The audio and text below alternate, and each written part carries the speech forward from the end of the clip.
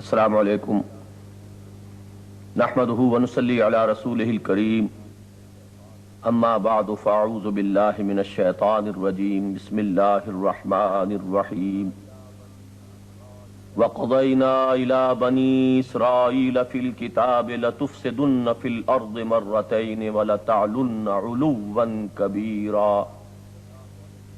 وقال رسول اللہ صلی اللہ علیہ وسلم لَيَأْتِيَنَّ عَلَى أُمَّتِي كَمَا أَتَى عَلَى بَنِي إِسْرَائِيلَ حَزْوَ النَّعْلِ بِالنَّعْلِ صدق اللہ العلی العظیم وصدق رسولہ النبی الکریم۔ قرآن حکیم میں بالکل وسط میں سورہ بنی اسرائیل واقع ہے۔ اس کے پہلے رکوع میں بنی اسرائیل کی تاریخ کے 4 ادوار کا ذکر ہے، اور اللہ تعالی نے اپنے اس فیصلے کا، جس کا اعلان کہ ان کی کتاب میں کر دیا گیا تھا، اظہار فرمایا ہے کہ وہ اپنی تاریخ کے دوران 2 مرتبہ ان پر عذاب الہی کے کوڑے برسیں گے۔ پھر جو حدیث ابھی میں نے آپ کو سنائی، اس کا ترجمہ یہ ہے، حضور ارشاد فرماتے ہیں میری امت پر بھی وہ تمام احوال وارد ہوں گے جو بنی اسرائیل پر ہوئے تھے، بالکل اسی طرح جیسے ایک جوتا دوسرے جوتے سے مشابہ ہوتا ہے۔ اس کی روشنی میں اگر ہم دیکھیں تو امت مسلمہ کی 1400 سالہ تاریخ 4 ادوار میں منقسم نظر آتی ہے، جیسے 4 ادوار بنی اسرائیل کی تاریخ میں نظر آتے ہیں، 2 عروج اور 2 زوال۔ ان کے عروج اول کا نقطہ کمال، کلائمیکس ہے حضرت داؤد حضرت علیہ السلام کا عہد۔ اس کے بعد زوال امر آتا ہے جو اپنے عروج کو پہنچ جاتا ہے سن 587 قبل مسیح میں نیبوکڈنیزر کے حملے کے وقت، جبکہ بیت المقدس تباہ و برباد ہو کر رہ جاتا ہے، ہیکل سلیمانی مسمار کر دیا جاتا ہے، لاکھوں یہودی قتل ہوتے ہیں، 6 لاکھ یہودیوں کو وہ اسیر بنا کر بیبیلونیا لے جاتا ہے۔ اس کے بعد پھر ان کے عروج کا ایک دور آتا ہے جس کا سب سے بڑا مظہر ہے سلطنت مکابی کا ظہور۔ پھر وہ اپنے دوسرے زوال سے دوچار ہوتے ہیں، جس کا آغاز ہے سن 80 عیسوی میں رومی جنرل ٹائٹس کا حملہ، جس نے پھر بیت المقدس کو طاقت و تاراج کیا، اور اس کے بعد سے اب تک بنی اسرائیل پستی اور زوال اور اسمحلال کا شکار ہے۔ وقفے وقفے سے اللہ تعالیٰ کے عذاب کے کوڑے ان کی پیٹھ پر برس رہے ہیں۔ حال ہی میں سلطنت اسرائیل کی شکل میں ذرا سا انہوں نے سانس لیا ہے، لیکن یہ معلوم ہے کہ وہ بھی اپنے بلبوتے پر نہیں، بلکہ امریکہ کی شہ پر اور اسی کے سہارے سے۔ اس نقشے کو پس منظر میں رکھیے، اور اب آئیے امت محمد علیہ صاحب الصلاۃ والسلام کی تاریخ کی جانب۔ ہمارا عروج اول جو تقریباً 400 سالوں پر پھیلا ہوا ہے، یہ عروج 7ویں، 8ویں، 9ویں اور 10ویں صدی عیسوی کا زمانہ ہے۔ یہ عربوں کے زیر قیادت ہوا۔ یہ 400 سال ایسے گزرے ہیں کہ زمین پر عظیم ترین مملکت اسلامی مملکت تھی، اور یہ اسلامی مملکت صرف ایک عسکری اور سیاسی قوت نہ تھی، بلکہ اس میں تہذیب اور تمدن اور علوم اور فنون اپنے پورے نقطۂ عروج کو پہنچے ہوئے تھے۔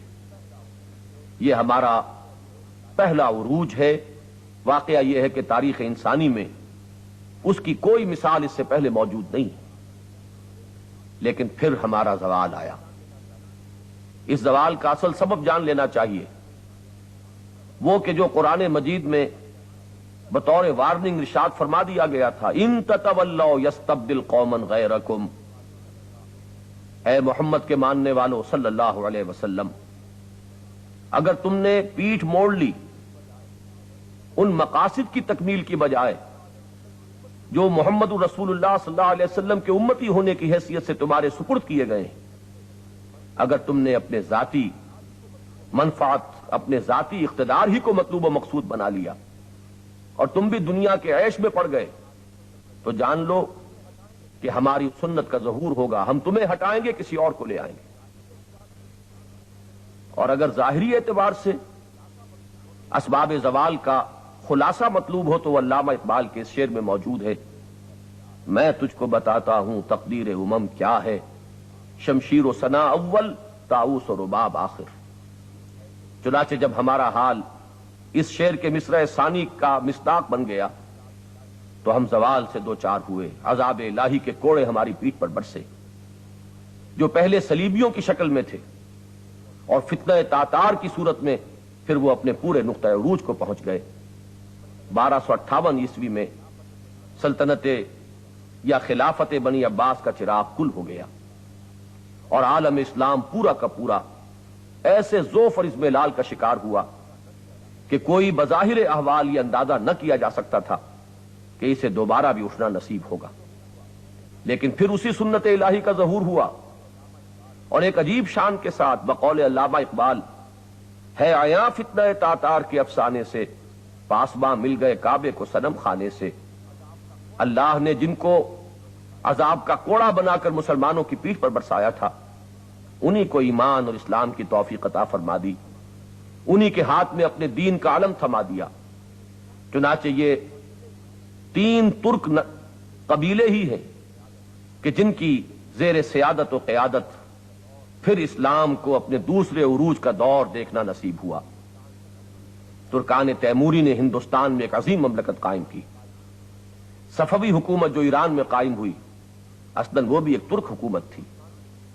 اسی طریقے سے ترکان عثمانی، اور واقعہ یہ ہے کہ عالم اسلام کی جو یہ نشت ثانیہ ہوئی ہے، اس کی اصل قیادت انہی کے ہاتھ میں ہوئی۔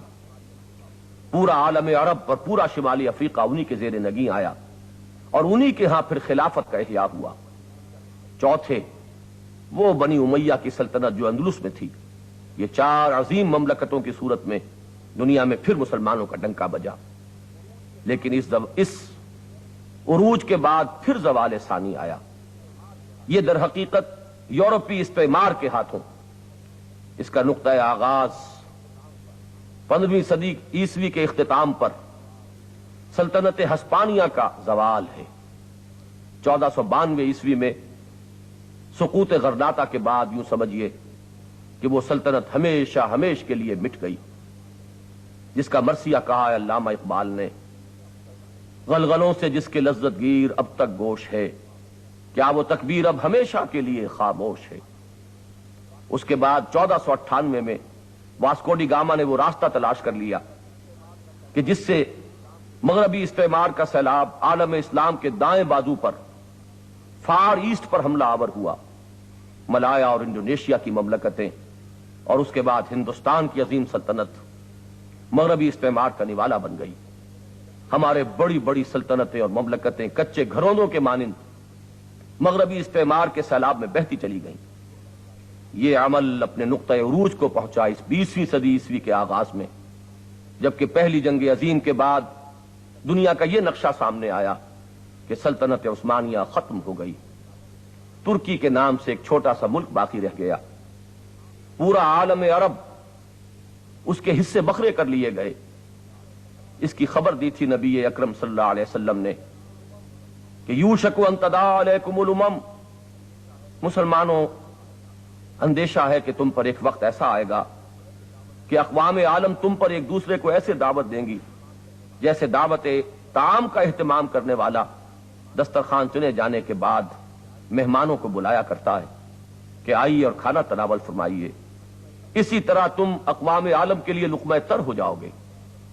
صحابہ نے بڑے تعجب کے ساتھ سوال کیا، امن قلت نحن یومئذ یا رسول اللہ، حضور کیا یہ اس لیے ہوگا کہ ہماری تعداد بہت کم ہو جائے گی؟ حضور نے فرمایا نہیں، بل انتم یومئذ کثیر، نام کے مسلمان تو بہت ہوں گے، تمہاری تعداد تو بہت ہوگی، لیکن تمہاری حیثیت سیلاب کے اوپر کے جھاگ کے مانند ہو کر رہ جائے گی۔ اس پر جب پھر سوال کیا گیا کہ ایسا کیوں ہوگا تو آپ نے فرمایا کہ تمہارے اندر ایک بیماری پیدا ہو جائے گی جس کا نام وہن ہے۔ پھر سوال ہوا مل وہن یا رسول اللہ، تو آپ نے جواباً ارشاد فرمایا حب الدنیا و کراہیت الموت، دنیا کی محبت اور موت کا خوف اور موت سے فرار۔ یہ نقشہ جو ہمیں اس حدیث نبوی میں نظر آتا ہے، اس موجودہ 20ویں صدی کے بالکل آغاز میں عالم اسلام میں بچشم سر دیکھا جا رہا تھا، وہ ہے جب ایک دل درد مند کی یہ صدا سننے میں آئی۔ مولانا حالی نے مسدس کی پیشانی پر جو شعر لکھے ہیں، پستی کا کوئی حد سے گزر نہ دیکھے، اسلام کا گر کر نہ ابھر نہ دیکھے، مانے نہ کبھی کہ مد ہے ہر جزر کے بعد، دریا کا ہمارے جو اتر نہ دیکھے۔ اور خاتمے پر جو مناجات ہے بحضور سرور دو عالم صلی اللہ علیہ وسلم، اے خاصہ خاصان رسول وقت دعا ہے، امت پہ تیری آ کے عجب وقت پڑا ہے، وہ دین جو بڑی شان سے نکلا تھا وطن سے، پردیس میں وہ آج غریب الغربا ہے۔ یہ تھا نقشہ اس صدی کے آغاز میں۔ البتہ یہ بات نوٹ کر لینے کی ہے کہ اس کے بعد کی جو نصف صدی بیت چکی ہے، بلکہ اس سے بھی زائد، اس کے دوران ایک دوہرا عمل سامنے ہے۔ ایک طرف ہمارے نکبت و افلاس اور زوال و اضمحلال کے سائے اور گہرے ہوتے چلے گئے، بیت المقدس دوسری مرتبہ ہمارے ہاتھ سے چھنا، اور آج 14واں برس جا رہا ہے کہ وہ ایک مغضوب علیہم قوم کے قبضے میں۔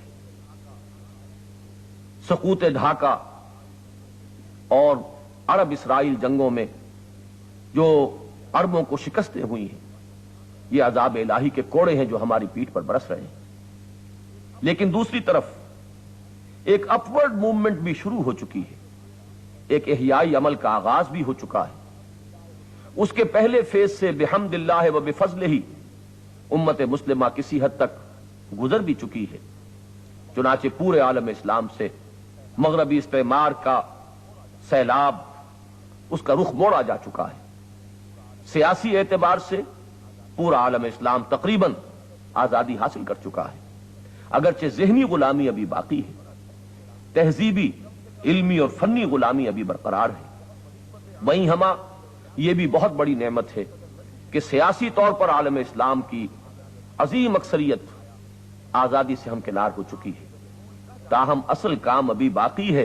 بقول علامہ اقبال، وقت فرصت ہے کہاں کام ابھی باقی ہے، نور توحید کا اتمام ابھی باقی ہے۔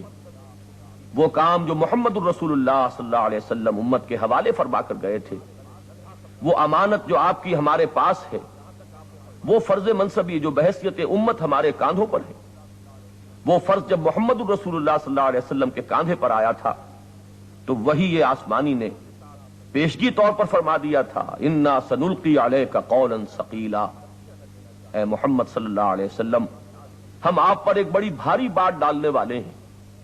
وہ بھاری بوجھ ہے جو امت مسلمہ کے کاندھے پر ہے، یہ پیغام محمدی کی امین ہے، یہ دین خداوندی کی علمبردار ہے، اس کے ذمے ہے اس پیغام کو پہنچانا پوری نوع انسانی تک، اس کے ذمے ہے اس دین کو قائم اور نافذ کرنا، اور نوع انسانی کو پھر اس نظام عدل اجتماعی سے روشناس کرانا جو محمد الرسول اللہ صلی اللہ علیہ وسلم لے کر اس دنیا میں تشریف لائے تھے۔ یہ ہے ہمارا وہ فرض منصبی، یہ ہے ہماری وہ ذمہ داری کہ واقعہ یہ ہے کہ ہمارا عروج دنیا میں ہماری عزت اور وقار، اس کا معاملہ بھی دوسری قوموں پر قیاس نہیں کیا جا سکتا۔ اپنی ملت پر قیاس اقوام مغرب سے نہ کر، خاص ہے ترکیب میں قوم رسول ہاشمی۔ اسی طرح ہمارے عروج اور زوال کا معاملہ دنیا کی عام قوموں کو عروج اور زوال کے اسباب سے بالکل جدا ہے۔ ہمارے ذمے جو فرض منصبی ہے، اگر ہم اس کو ادا کریں گے تو تائید خداوندی ہمارا ساتھ دے گی۔ بقول علامہ اقبال، کی محمد سے وفا تو نے تو ہم تیرے ہیں، یہ جہاں چیز ہے کیا لوح و قلم تیرے ہیں۔ وآخر دعوانا ان الحمد للہ رب العالمین۔